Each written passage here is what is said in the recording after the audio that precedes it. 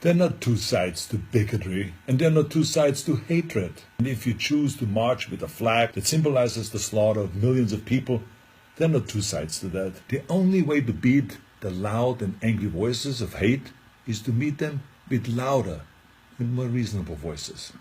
And that includes you, President Trump. In fact, as president of this great country, you have a moral responsibility to send an unequivocal message that you won't stand for hate and racism. Now let me help you write your speech here a little bit. As President of the United States and as a Republican, I reject the support of white supremacists. The country that defeated Hitler's armies is no place for Nazi flags. The party of Lincoln won't stand with those who carry the battle flag of the failed Confederacy. Was that very difficult? You see, I told you. I have a message to the neo-Nazis and to the white nationalists and to the neo-Confederates. Let me be just as blunt as possible. Your heroes are losers. You're supporting a lost cause. And believe me, I know the original Nazis. I was born in Austria in 1947, shortly after the Second World War. And growing up, I was surrounded by broken men who came home from the war filled with shrapnels and guilt, men who were misled into a losing ideology.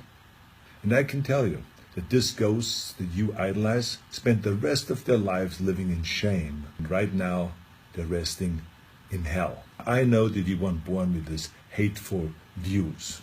No one is. But the truth is, it's never too late to make the choices, to learn and to evolve, and to understand that all human beings have equal value. If you say, Arnold, hey, I was just at the march, don't call me a Nazi, I have nothing to do with Nazis at all. Let me help you. Don't hang around people who carry Nazi flags, give Nazi salutes, or shout Nazi slogans. Go home.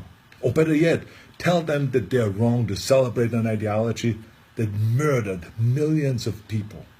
And then go home. You're so lucky to live in a country that gives you every right to say horrible things. But think about how you could actually use that power for something good. Those of you who have been silent, you must also evolve. I've learned a long time ago that the only way we can really eliminate hatred is to face it head on.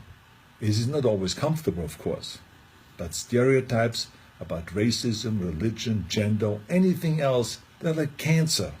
If you had a tumor, you wouldn't quietly hope that it slowly disappears. You would zap the shit out of it with all the chemotherapy and cut it out and try every experimental treatment until it was gone.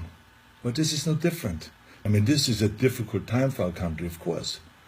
But I know that if we all have the courage to do something about it and to do the right thing, we come out stronger in the end. Let's all commit right now to leaving the terrible ghosts of the past in the trash heap of history. That's where they belong. Now share this video if you think that hatred has no place in America. Let's terminate hate.